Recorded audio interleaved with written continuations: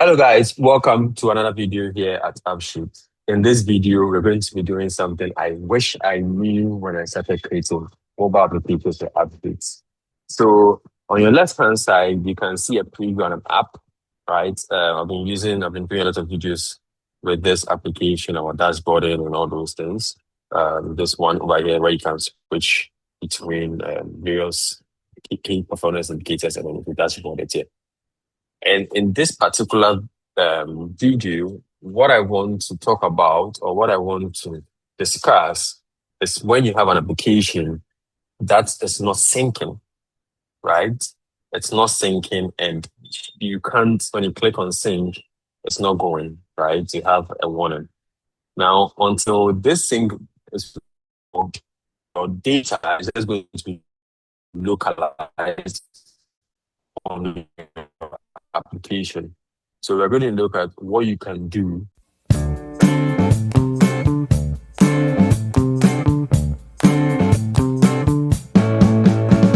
All right, guys. So now we are here. Now, when this happens, there can be a number of reasons why you're having such a situation. One of them is because probably your internet is not good, your network is not good. Because AppSheet is built in such a way that you can use it offline. When you're using it offline, the data stores locally, right? And when you get a better network connection, it will sync in, right? So sometimes that's what's happening. So you just have to get a good connection, I'm just saying. But sometimes there's been some drastic changes in your data structure, and AppSheet is not able to recognize certain columns or tables. And that's what's happening over here. So if I come to the spreadsheet I'm using, right, over here, you can see a table called transaction with a Z behind it. I have changed the name of this table, and that's what's affecting AppSheet to locate this particular table, right? So when you come into the app, you see that there's an error over here, right? And when I started AppSheet, I didn't know how to address this issue. What if someone goes in and changes the table's name? How do I address it, right? Now, this is how you address an issue like this, okay? Ideally, you shouldn't be changing table names, but if the table name is changed, what you do is you go to your table, you click on table settings, right? You come to storage, and then the worksheet name over here, you're going to change it to this, right? A new name, right? And you click done, and you click save. That resolves a change in table name in your AppSheet editor, right? So everything is resolved, everything's going to work, right? Everything is resolved. Now, good. Now, when it comes to the app that has an issue, what you need to do is you basically need to discard the entries that have been made, right? But then sometimes this can be a lot of entries that have been made over a period of time, right? Without the person realizing that it's not syncing. So it can be very painful to lose such data. So when you come here, right, you see the number of syncs over here, that's 11, that's what's showing over there. And you see show changes, you see reset changes as well. Reset changes just going to discard and take away all those changes. But what I would always advise is you come to show changes, right? And then what you're going to do is, under show changes, you see all the changes that have been made. So this is one of them. When you scroll to your right, you see the next one. This is the next one.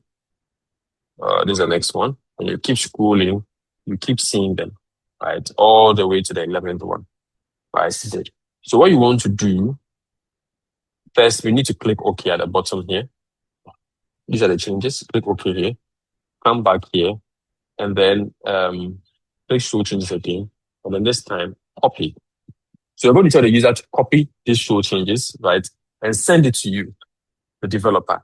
Now, what you can do is when you come to ChatGPT, I'm sure you're wondering why I had ChatGPT open. When you come to ChatGPT, you can give this code to ChatGPT, right? And tell ChatGPT to extract all the records or data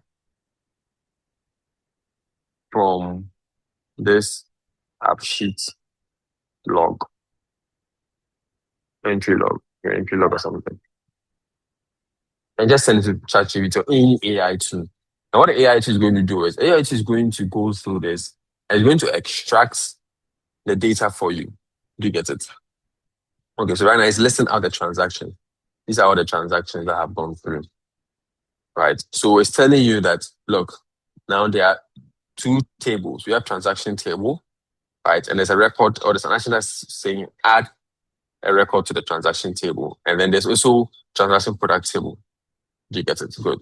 So I'm going to tell him to create a CSV for the transaction table and the transaction product table that contains the records, the entries for each.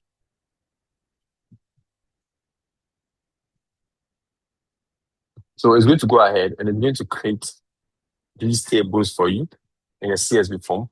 And then all you need to do is now take this data, copy it, and just go and paste it in your database. You get, so if I come here and I click on this, okay, it downloads this over here. Now let's see what it looks like. Good. So I have this. So you have your transaction type, your mode of payment, amounts paid, recorded by. Now all these ones are calculation field. So what you're interested in is this. All right, but let's copy everything first, just to be sure. So I'll copy this, and then I'll come to my table here. That's the transaction table. I'm just going to post it below here. Good. Right. And then all I need to do is now match it up, put what I have to put at the right places. So I know ID and dates, they come here, right? Leadership. And I have a type, the sales hash amount paid and recorded by. I'll put this here. You get it. And that's like, just like that. Just like that, I've saved myself the stress of losing that data. So now when you go through this process, let me close this. When you go through this process, you do the same thing for the transaction. You can now confidently, where's my app? You can now confidently click OK over here, come here, and then click reset changes. You get it. So those changes are done. But you've not lost them. You can just take them from your CSV that you have over here. Then when you refresh, so when I refresh this, I'm expecting my data to now flow in. Good. Right? So everything is now flowing in and I didn't lose my data. So guys, that's one handy trick I use whenever I find myself in a fix like that. So I hope you learned something. I hope you use this in your next instance. Thank you for watching and see you in the next video. Bye guys.